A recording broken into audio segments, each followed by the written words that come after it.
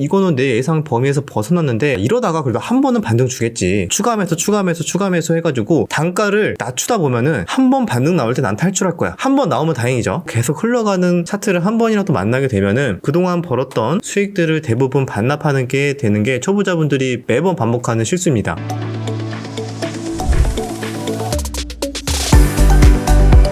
눌림목, 다양한 관점, 다양한 타점에 대해서 말씀을 드리면서 이런 눌림목은 과연 어떤 관점에서 들어갔는지 이런 것들 한번 보도록 하겠습니다. 그래서 오늘 말씀드릴 내용을 한번 본다면은 민준파파님이 하이드로 리튬 이것이 눌림목 매매인가? 매수 근거는 351선 반등 구간이고 주가가 전고점 때 비슷한 가격이라서 지지받는다고 판단하고 매수를 했다. 차트를 보니까 전고점을 돌파를 한 이후에 음봉이 하나 나왔죠? 종가가 굉장히 중요하죠. 음봉에서 종가가 이 딱 전고점을 돌파한 가격을 이탈하지 않고 버텨주면서 끝난 거예요. 그러면은 전고점을 돌파한 신고가의 영역인데 이때 많이 터진 이 거래량의 매물이 지금 다 소화가 되고 양호하게 그 구간을 버텨주면서 끝났다는 거는 충분히 어느 정도 매물이 소화됐다 이렇게 볼 수가 있는 거죠. 그러면 매물이 어느 정도 나왔음에도 불구하고 주가는 중요한 가격대를 이탈하지 않고 버텨주면서 끝났다. 충분히 재차 상승할 수 있는 조건 중에 하나가 만족이 된 거기 때문에 보통 이런 눌림목, 저항대나 이런 신고가도 돌파하자마자 매수하는 그런 방법도 있지만 돌파한 이후에 쉬어가는 구간을 보고 쉬어가는 패턴이 좀 의미가 있다 라고 판단이 되면은 이런 식으로 접근이 가능합니다. 이런 것도 전형적인 눌림목 패턴 중에 하나고 이평선 관점에서 말씀을 드리면은 351선 또는 캔들상이나 차트의 추세에서 말씀을 드리자면은 전고점 돌파 이후에 눌림이라고도 볼 수가 있습니다. 자, 이렇게 매매를 해서 20% 익절을 하셨다고 합니다. 이런 식으로만 매매만 될 수 있으면 정말 좋겠습니다 라고 말씀을 주셨어요.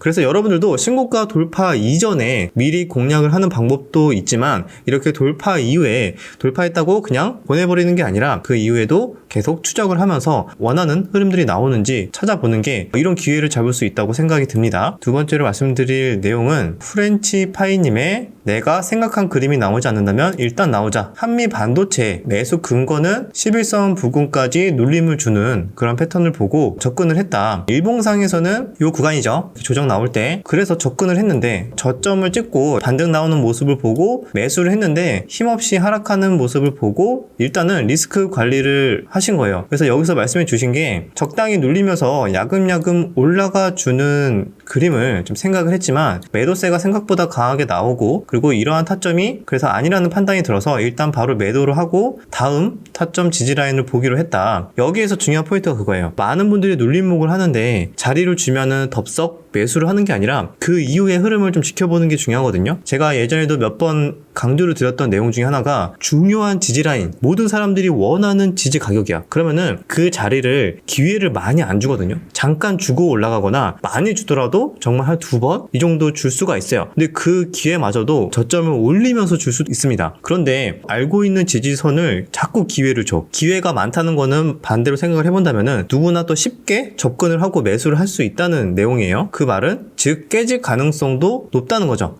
여러 번 자리를 준다는 것은 다시 그 지지선이 깨질 가능성이 있다는 것, 이거를 좀 잘 기억하고 계셨다가 실전 매매에서 리스크 관리에 적용을 한 사례라고 볼 수가 있습니다. 그래서 눌림목도 당연히 여러분들도 아시겠지만 실패가 나오는데 손익비를 맞추기 위해서 불안하다 아니면은 내가 원하는 흐름이 아니다, 내가 예상했던 시나리오 내에서 벗어나는 모습이다, 이런 것들이 나오면은 과감하게 이렇게 리스크 관리를 하는 것들이 필요해요. 그래서 많은 분들이 눌림목 실패하는 이유, 내가 원하는 패턴이나 내가 원하는 그런 시나리오가 아닌데 계속 하락한다는 이유로 이거는 내 예상 범위에서 벗어났는데 야 이러다가 그래도 한 번은 반등 주겠지, 그래서 추가 매수 해가지고 단가를 낮추다 보면은 한 번 반등 나올 때 난 탈출할 거야 라고 보통 많이 생각을 하세요. 한 번 나오면 다행이죠. 그래서 반등이 나오면은 탈출해서 다행이다, 역시 내가 본 게 맞았어 라고 생각을 하는 거죠. 사실 그것도 거의 운이 좋다고 볼 수가 있어요. 10번 중에 6, 7번 탈출이 나온다고 해도 2, 3번에 만약에 탈출이 안 나와, 그리고 또는 내가 욕심부리다가 탈출을 안 해, 계속 흘러가는 차트를 한 번이라도 만나게 되면은 그동안 벌었던 수익들을 대부분 반납하는 게 되는 게 초보자분들이 매번 반복하는 실수입니다. 눌림목은 무엇보다 리스크 관리,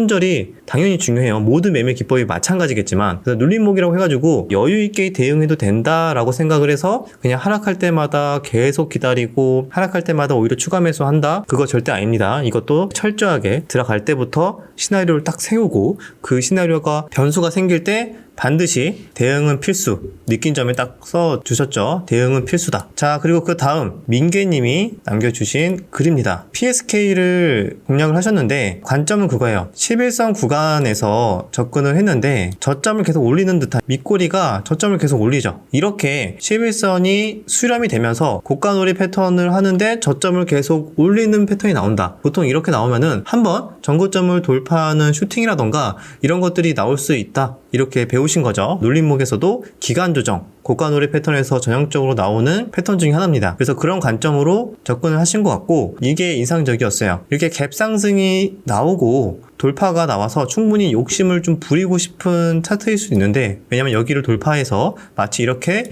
날아갈 것 같잖아요. 그런데 여기에서 욕심 없이 매도를 하신 것 같아요. 근데 여기서 남겨주신 글이 그거예요. 주덕에게 배운 기법. 저점을 야금야금 올려주고 너무 욕심내지 말고 돌파가 나온다면은 돌파 매매 잘하는 형님들에게 떠넘기자. 제가 이런 이야기 많이 예전에 했었는데 이거를 다 이제 기억을 하셔가지고 이렇게 남겨주시는 게 너무 좋은 것 같습니다.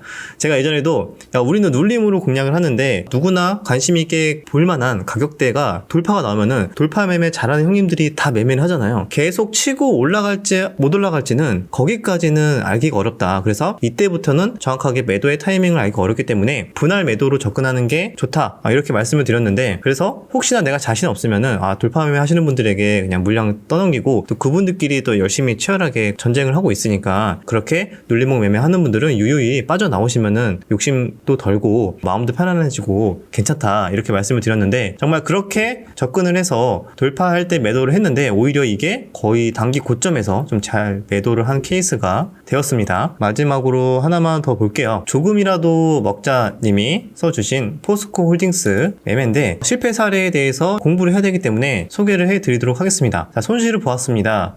이때죠. 장대 양봉 나오고 2거래일 뒤에 음봉이 하나 나왔는데 오전에 조금씩 조정 나올 때부터 3일선에 대한 타점으로 접근을 하신 것 같아요. 그래서 보면은 타점이 빨랐습니다. 그죠? 빨랐고 계속 흐르는 과정에서 추가 매수를 하다가 마지막에 손절이 이렇게 나갔어요. 3일선 매매로 들어갔다. 하지만 손실폭은 이제 퍼센트는 좀 컸는데 그 이유는 3일선으로 들어갔는데 계속 하락을 하니까 3일선이 깨졌어. 그러면 나는 원래 3일선으로 들어갔으면은 내 예상과 다른 흐름이 나왔다? 그럼 손절을 해야 되잖아요. 그런데 5일선으로 추가 매수해야지 라고 생각을 하다가 손실이 더 커졌네요. 이렇게 말씀을 해주셨습니다. 중간에도 말씀드렸던 눌림목을 실패하는 이유가 3일선에서 반등이 나올 만한 그렇게 끼가 있다고 생각을 했는데 안 나왔다는 거는 조금 더 조심스럽게 다음 타점도 한 번 더 확인을 하고 수급이 들어오는 걸 보고 들어간다던가 이런 식으로 해야 된다는 거죠. 그런데 단순하게 물렸고 하락했다는 이유만으로 다음 타점을 미리 예측을 해서 무리한 물타기 이런 것들을 하면은 손실을 키우게 되는 안 좋은 습관이 될 수가 있습니다. 괜히 손실 보지 말겠다는 이상한 신념으로 손실만 더 커지게 되었습니다. 이런 마음 이해가 됩니다. 누구나 다 겪는 과정이죠. 추가 매수해서 단가 낮춘 다음에 탈출하자. 마치 마약과도 같아요. 이런 식으로 단가 낮춰서 탈출했던 기억이 남아있으면은 그거를 잊지 못해요. 내가 이번에도 손실 안 볼 수 있을 것 같은데. 그죠? 그래서 그거에서부터 내려놓고 벗어나는 게 손실에 집중을 하는 게 아니라 이 종목에 얼마나 강한지 얼마나 약한지 여기 집중을 해야 되는 거죠. 근데 많은 분들이 객관적으로 시장이나 종목을 보는 게 아니라 내 눈은 계좌만 보고 있어요. 마이너스 1%, 마이너스 2%, 3% 이것만 보고 있는 거예요. 종목을 봐야지. 그래서 기계적인 매매 다시 해야겠습니다. 눌림목에서도 당연히 실패가 나왔는데 왜 그런지 한번 여러분들도 최근 시장에서 복귀를 해보면서 공부해보시면 좋지 않을까 생각합니다. 혹시 카페 아직 가입 안 해주신 분들도 여기 들어오셔서 본인의 관점들 다 올려주시면은 제가 이렇게 영상으로 한 번씩 피드백을 하면서 함께 공부를 할 수 있으니까 많은 분들 참여해 주시면은 도움이 많이 될 것 같습니다. 여기까지 영상 마무리하고요. 이번 주 주말 영상은 못할 것 같아요. 왜냐면은 이거 영상 올라갈 때쯤이면은 제주도에 가 있을 텐데 부모님 모시고 다 함께 가족이랑 제주도 여행을 다녀오기로 해가지고 부득이하게 이번 주 주말 영상은 좀 못 올리게 됐습니다. 다음 주 화요일 날 오니까요. 그때까지 저 대신 시장을 잘 지켜주시길 바라겠습니다. 다음 주에 다시 뵙도록 하겠습니다.